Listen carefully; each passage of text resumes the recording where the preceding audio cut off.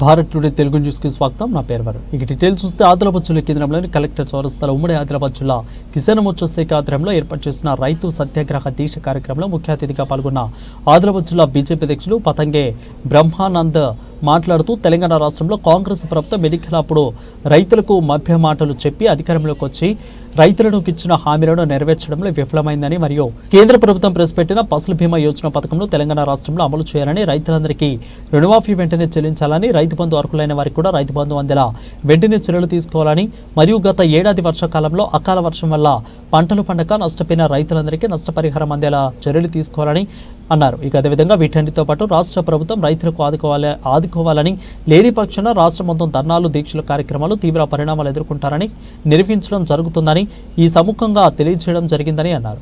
ఇక తర్వాత ఆదిలాబాద్ జిల్లా రైతుల తరపున కలెక్టర్కి రైతు సమస్యలపై వినతి పత్రాన్ని అందించడం జరిగింది.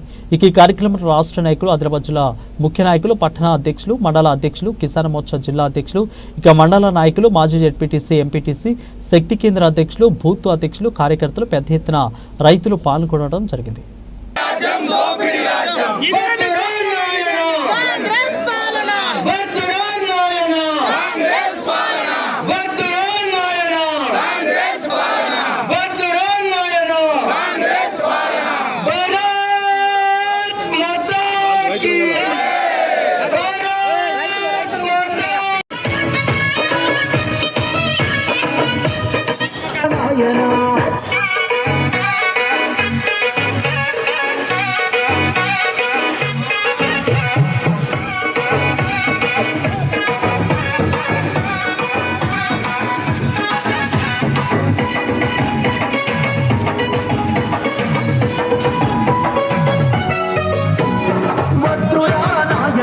కాంగ్రెస్ పాలన వద్దురా నాయన,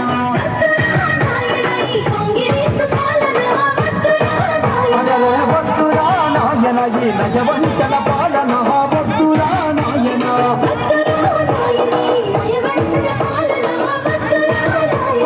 అమలు కాని హామీలతో వారు గ్యారంటీలతో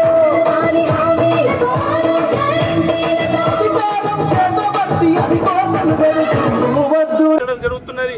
రేవంత్ రెడ్డి గారు మీతోటి చేతనైతే నడిపియండి సర్కార్, లేకపోతే వెంటనే రాజీనామా చేసి దిగిపోవాలని మేము ఈ రైతుల పక్షాన, ఆదిలాబాద్ రైతుల పక్షాన కోరడం జరుగుతున్నది.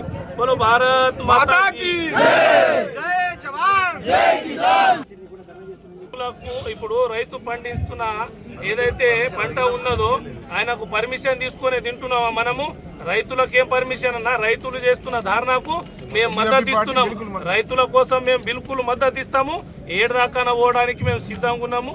ఏం చేస్తారో చేసుకోమని చెప్పండి, డైరెక్ట్ గా చెప్తున్నాం. ఇవాళ వడగాలు కానివ్వండి, అతివృష్టి అనావృష్టి వల్ల ఎంతమంది రైతులు నష్టపోతే వాళ్ళను ఆదుకోకుండా సిగ్గులేని ముఖ్యమంత్రి ఇవాళ కూర్చుని మాటలు చెప్తున్నాడు, నేను ఇది చేసినా అది చేసినా అని. అరే ఇవాళ పూటకు ఒక రైతు ఇవాళ పంట ఎండిపోయి చచ్చిపోతున్నాడు, ఎవర్రా దానికి బాధ్యత అని ఈ సభ ద్వారా అడుగుతున్నాం రేవంత్ రెడ్డికి.